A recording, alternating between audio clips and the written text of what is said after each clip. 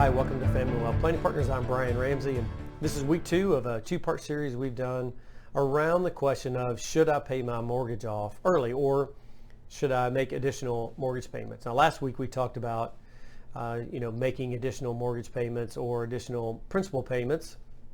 This week we're talking about the scenario where a client might have a lump sum of money that they want to use, or they're questioning whether it makes sense to take that lump sum of money and pay off their mortgage.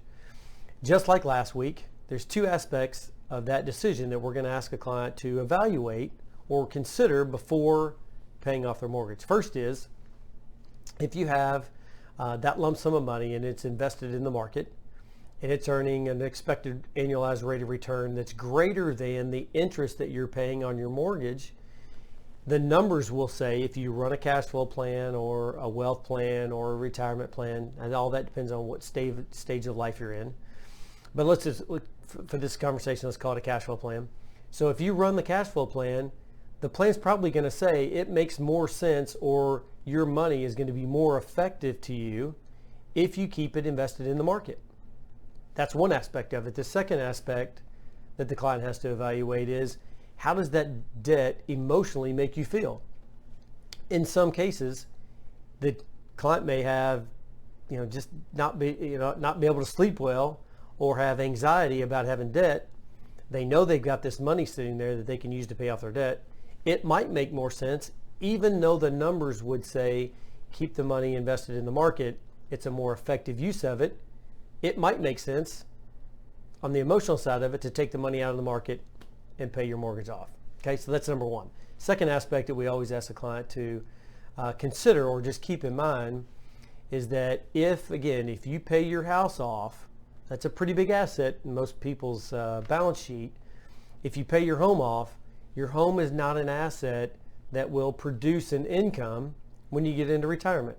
Now, yes, you might have the ability to do like a reverse mortgage or something like that, but that's really last case scenario. We wouldn't necessarily recommend that to a client. But it's okay to consider paying your mortgage off and having that asset there if you are saving all that you need to save every month in your 401k, IRA, Roth IRA, after-tax account, as long as you're accumulating the wealth that you need throughout your working career, so that when you retire, you have a nice pool of assets that will produce an income that sustains your lifestyle throughout retirement. Then the question gets a little easier, that yes, if you want to pull those additional funds out of the market and pay your mortgage off, it's not going to affect your cash flow in retirement, then you're perfectly fine to do that. But we just want to make sure, again, we have to make sure that you're creating enough wealth or you're accumulating enough assets so that those assets can produce an income in retirement that will sustain your lifestyle throughout retirement. What we don't want to do is have this big giant house paid off and not have the assets that we need to sustain that retirement income. So that's kind of that piece that we're going to walk through with the client. We typically do it in a cash flow planning, and we're going to do a side-by-side comparison to say, okay, if you don't pay it off, this is what the scenario looks like. If you pay it off, if you take that lump sum out of the market, here's what the outcome looks like. And that way it gives the client the numbers side of it to be able to make a proper financial decision. And then of course they have to deal with the emotional side of just having debt.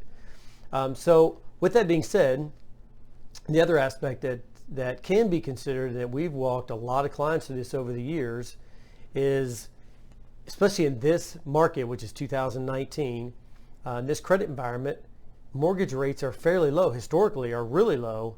I mean, I think today, it's the middle of May 2019, when I'm recording this show, the average 30-year mortgage rate is like 4.5%. So depending on how you have invested your assets, and again, it depends on your risk profile, but typically the average annualized rate of return is greater than 4.5%. So there is that case to say, okay, keep your money invested in the market until such time that interest rates go up. If you have an adjustable mortgage or you're looking to refinance, if they get higher than your average annualized expected rate of return, then it makes sense to liquidate that account that you have invested and go ahead and pay the mortgage off. So those are all scenarios that we walk clients through. We look at different scenarios, but really what we're trying to do is give the client the information they need to be able to make a better financial decision, because that's really what we're here to do. So that's the end of week 2. I appreciate you watching. If you've got any questions about mortgage, or you want us to look at whether you should pay your mortgage off, give us a call. You're going to see a number pop up here on the screen.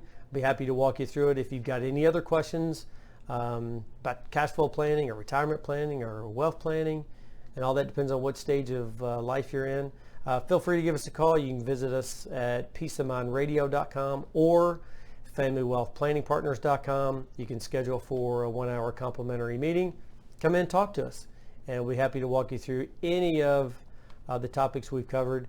If you're interested in learning about any other topics we covered, they're all listed in the order they play on our website. Feel free to check those out. And they're under the blog series on our website. Thank you so much for watching. Have a great week, and we'll see you next week.